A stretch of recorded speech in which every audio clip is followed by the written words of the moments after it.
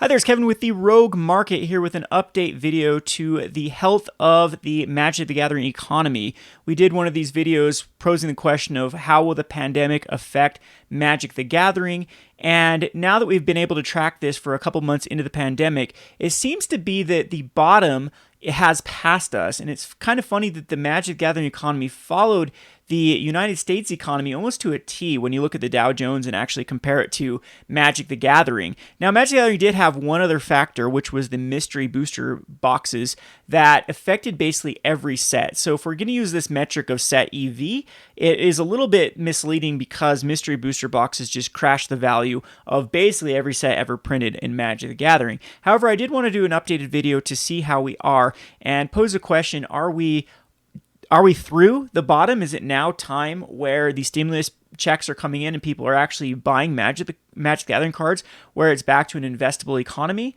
So let's actually take a look at Donglare, and I'll show you exactly what I mean here. So at the start of March, I did a video on box EV as far as compared to Pioneer, and there was actually some very interesting specs, especially like Return to Ravnica boxes were plus positive EV going on MTG Market price, and most of them were pretty decent as far as the standard booster boxes. But as you can see now, they've been completely crushed. So it looks like April 4th to March 30th through April 4th. So last week of March, first week of April was the low of the low for Magic the Gathering, and it seems to be that it has started to recover, and it's true across the board. So if we look at Throne of Eldraine, same thing. These two sets got hit by challenger decks. War of the Spark, same thing. About April 4th.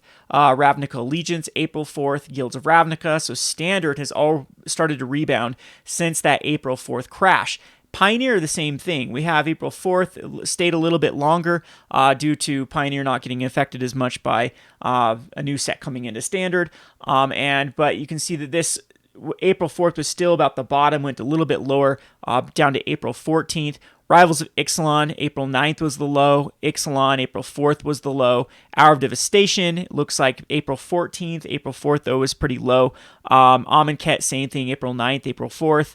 And we have Aether Revolt being about April 4th. So Magic the Gathering has taken that big hit. You can see that everything in March 25th was to April 4th has gone down quite substantially. And this is true across the board. We can even go back to old sets, and you can see that everything has declined since then. Again, the main factor of this, I would say, would be the mystery booster boxes adding just an influx of cards. There's so many cards across the board. A lot of these were held a lot of the EV as far as the rares in the set. There wasn't a lot of like really good chase mythics that were reprinted, but rares from many of these older sets were reprinted, and foils that had high price tags were reprinted, and that really cuts into the box EV of some of these older sets, especially with the foil slots. So I guess the question is, like I posed earlier, is are we in the clear? Is it time to actually start investing in Magic the Gathering, or is the looming crash of the economy going to affect Magic the Gathering once again, and we'll see even another low? So usually we start to see April heading into May being where we start to lose value in Magic the Gathering cards anyways, because we're entering into the dreaded summer. So Magic the Gathering always goes in the normal ebb and flow of it really peaks in spring. Tax returns start running in, people invest in singles, and then going into summer, there's just less organized play, less people going to Grand Prix, people going outdoors and doing more activities.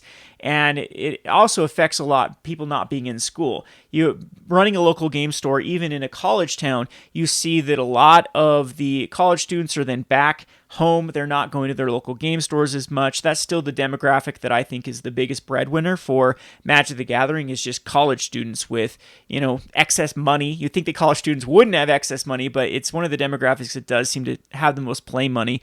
It's in between where you have jobs, you're not really, your student loans haven't really started to be where you have to start paying them back. You're not quite an adult yet with a family. That is a time when I see the most people spending the most amount of money, is that college age demographic of young males. So anyway, we're going into the summer months, which usually has a decline to begin with. You see this if you go back to any years, you'll see this trend that will go down into the summer months and starts to rebound once about standard rotates again. So I I don't know. That's where I'm at with Magic the Gathering. I think that what I've seen locally here at my own store is that people aren't being very wise with their stimulus package or their relief money, and I've seen a lot of my customers in that demographic just blow their $1,200 already on Magic the Gathering, which is a very needed thing for your local game stores. Like, we've sold a lot of Commander cards and a lot of actually sealed booster boxes and board games that I normally wouldn't sell at this time period going into May, just because of that stimulus package coming in. So there will be another wave of stimulus money that might also have the same effect. Of course, there will be plenty of people that will need to use this money on other things, but we have the government even talking about like rent freezes and stuff that people aren't the most disciplined with their money. If they have money, they spend it. I mean, there's a reason why people stick in their brackets. And I might get a lot of heat for saying this. I try not to get political on this channel, but a lot of times this is just the mentality of the lower brackets. So if they have money, they spend money. And I've seen this with so many people that can't afford Magic cards at this point, with a pandemic looming over their head, actually spending money on Magic cards and going all in. I'm talking about, I had a few players that don't make, I mean, they make decent money. I mean, there's not the greatest jobs here in central Utah. We have a lot of mining jobs here. So you have like a coal mine, and we have a few other like gypsum mines and stuff that a lot of the younger in their 20s, they work there, or they work at different manufacturing or trucking industries and things like that. So we're talking about like between, $18 and $25 an hour jobs for single males. So that is disposable income, but it's not great money. And I've seen when they've got the stimulus package, these particular demographics going all in on like cards that they were never able to afford for their commander decks. I remember one of them did purchase a Guy's Cradle, and another one purchased, I'm trying to think of the legend card that they one of the enchantments is like $300 that they purchased just to really pimp out their commander deck. And I've noticed that across the board with some of these single males that have come into my store. So that gives us an opportunity to invest in these particular cards. If you actually look over at TCG Player, that is ringing true across the board. Look at the cards that are being purchased. So if you go by best selling at TCG Player, which is something you should always be doing, because it shows an updated list of cards that actually are moving, it's these luxury cards that, and again, it might just be people, these were lows, these are reserve list cards, let's get in while they're low. That has the factor too, but I am thinking many of these cards are similar to the purchase that I described before, cards like Mana Crypt or the Guy's Cradle, to like, oh, I can finally afford this card for my commander deck. Reserve list here, of course, for the Mox Diamond, Lion's Eye Diamond. These, of course, are going in the Gyruda deck, so there's going to be some pressure for these. People are pre-ordering Luris because the card needs to get banned, so people are buying this card before they get to lose all their money when it gets banned in all the formats. That's a story for another day. But we're seeing other reserve list luxury cards starting to go up in value, even cards from Modern that are a little more expensive, like the Ren and 6 and Force of Negation. These ones, the fetch lands, these are all starting to move. Usually when you look at TCG Player, luxury cards aren't on the top of the list. You'll have the standard powerhouse, and actually it's normally like uncommons that fit this slot, like Aether Gust type cards or Noxious Grasp type cards. So those have yet to rebound. I don't think that people are playing more of the competitive standard or modern or pioneer because there's just no events going on. So I'm looking to think that Commander is going to be the place to go for cards going up. And if you actually come down here, down a little bit further, we do see the Prismatic Vista, the Cyclonic Rift, and the Unbound Flourishing. Excuse my window's off a little bit here, of the cards that are starting to be purchased. Cabal Coffers, these are Smothering Tithe, Ugin, these are commander staples, so they are on the move, besides just the reserve list card. We even see some modern cards that people have got into, Pioneer and Modern, because the lows have been very, very sweet. I've been picking up cards that are 50% off by that one seller that's just desperate for money on TCG Player, and that's been the name of the game right now, is really, really bargain hunting. Again, you have to keep in mind, though, are we going to go back into a summer slump? And will this summer slump, after the stimulus money ends, have a greater impact when people start getting desperate and selling Magic cards. We'll probably see a lot of stores go under, so we'll see a lot of inventory be flooded on the TCG player market and other eBays and Amazons because of just local game stores having to call it quits. Local game stores were not good in 2019. We had a huge amount of WPN stores, a greater number than ever before, record numbers that closed in 2019 due to just it not being a competitive market. We have Wizard of the Coast that has been very aggressive with Secret Layers and selling on Amazon, and other stores like Sports and More that have been able just to push out product at very, very slim margins, and was cut into the local game stores model. And we've seen board games too move over to Kickstarter, which has just crushed local game stores. So we're already going into an excess amount of inventory that is just being flooded on the market due to local game stores not being a business model that's able to survive anymore. And I think that we're going to see that this year as well. I'm actually predicting a pretty terrible Christmas season, so keep in mind that this might not be the best point that we're ever going to see for Magic the Gathering. Now, how do I feel about Magic the Gathering for long term? It's been the tried, tested, and true game.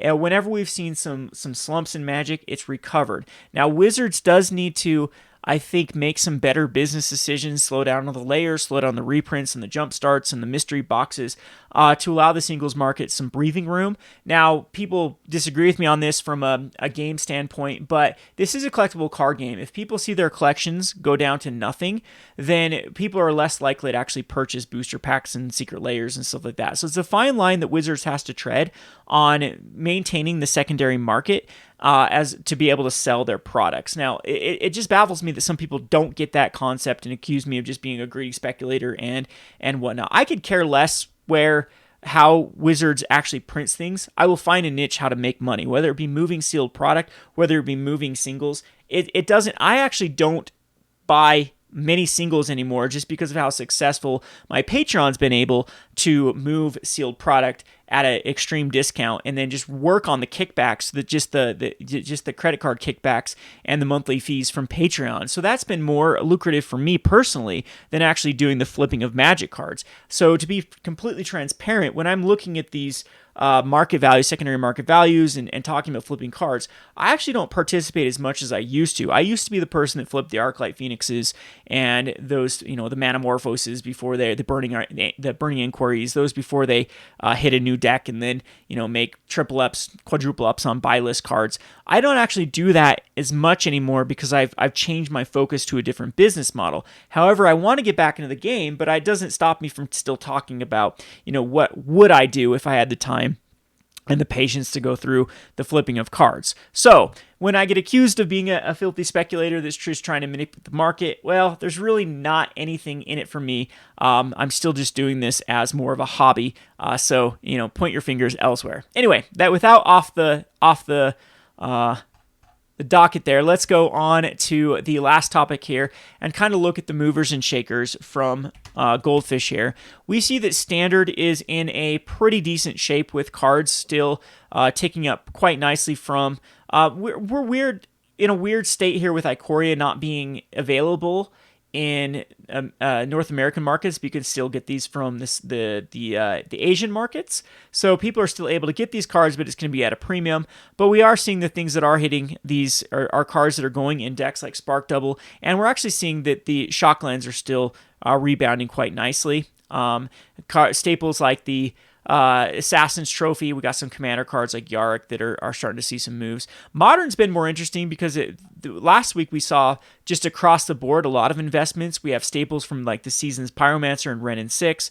We have commander cards like Avis and Angel of Hope and Skithrix that have gone up, doubling season. A lot of movement in the more modern stuff, especially the cards that miss the mystery booster boxes, and some of them that actually hit very, very low prices on mysteries have started to move as well. If we go over to Pioneer, we saw a little bit of a lull this week, but again, across the board, we've had some pretty good investments in the staples with Walking Ballista, with Cyclonic Rifts, being a commander card, with Ulamogs going back up in value. And I'm expecting to see the same sort of growth when the stimulus checks continue to trickle in.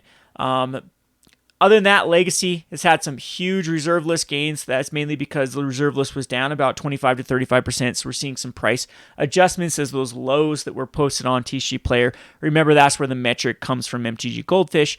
Those really low desperation sales that people, thinking the sky was falling, were put up their reserve list cards, and those are scooped back up. So we're seeing like a stabilization again back of the cards in the reserve list and these legacy-based cards. So there you have it. I'd like to know your comments in the comment section below of where you think we're headed. Again, I'm not giving advice to actually invest in Magic cards right now. I think you should be very, very smart with your money. I might have been a little bit condescending talking about people that have been, blowing their stimulus packages and stuff like that. But I'll try to keep, the political things out of the channel and just talk more unemotionally about where the market, the economy is headed for Magic the Gathering. But be safe out there. Be wise. Don't be blowing on Magic cards right now.